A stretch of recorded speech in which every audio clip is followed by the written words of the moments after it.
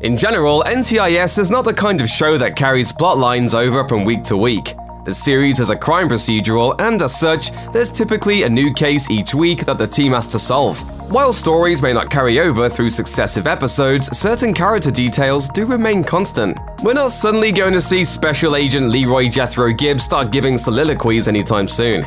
The leader and former Marine gunnery sergeant is going to remain a man of few words, and let his piercing gaze do most of the talking. It's his personality, as shaped through the life he's lived before and during his time on the major case response team. These details are subtle reminders of how the show's central players have been changed by the things they've gone through, and they reinforce the idea that while the team is always taking new cases, the characters don't forget all the things they've been through together. The same can be said for everyone's favorite will she return or not character, Ziva David.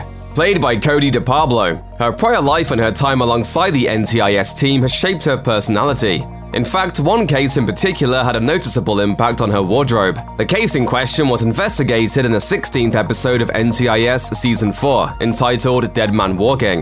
This NCIS episode featured a Navy lieutenant named Roy Sanders, who shows up in the MCRT bullpen and isn't looking too good. He's coming to the team with a simple request to solve a murder. His own murder, in fact.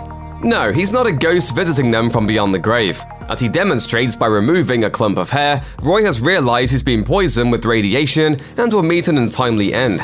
It turns out he works at the International Atomic Energy Agency, but doesn't believe his sickness is mere occupational hazard. The team manages to suss out how Roy's been poisoned. Abby isolates radioactive ash from a shooting range, and Ducky posits that the thallium has been laced into Roy's cigars, but the team can't seem to figure out a motive. That is until Gibbs puts together that Roy is due to go to Uzbekistan to inspect a nuclear reactor. Given that it made a similar trip 6 times previously, it's likely that he would have noticed the changes that have been made recently. Changes that appear to be geared toward re-establishing a Soviet-era weapons program at the site. All it takes is a $50,000 bribe to IAEA admin Holly Stegman for her to poison Roy. Sadly, her goal was to simply prevent him from making the inspection trip, and she's dismayed to learn he's dying.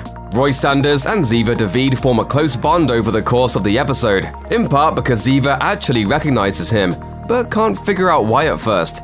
Tony DiNozzo wonders if it could be from her past with Mossad. Eventually, she realizes that she's seen him running, and the two bond over having similar fathers and other life experiences. I pass you every morning. I'm going east, you're going west. Don't you recognize me? The NCIS team is ultimately able to solve Roy's murder, but he eventually succumbs to the thallium poisoning he already knew would kill him. The Navy lieutenant doesn't survive the episode, but before he dies, the bond he forms with Ziva clearly makes a lasting impression on her, one that would carry over into subsequent episodes. After Roy's death in Dead Man Walking, Ziva is seen wearing an orange beanie. Some fans believe that it's actually Roy's old running attire. You're the one who wears the fluorescent orange watch cap.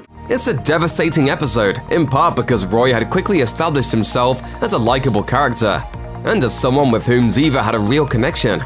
The fact that Ziva seems to wear his beanie following his death speaks to that connection, and to the fact that although the NCIS team has moved on to other cases, the show's characters still remember the cases that had the biggest impact on them.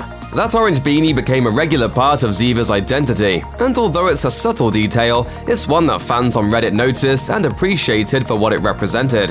Every NCIS character develops their own history as a result of the cases the team takes on, even if they're not always explicitly acknowledged.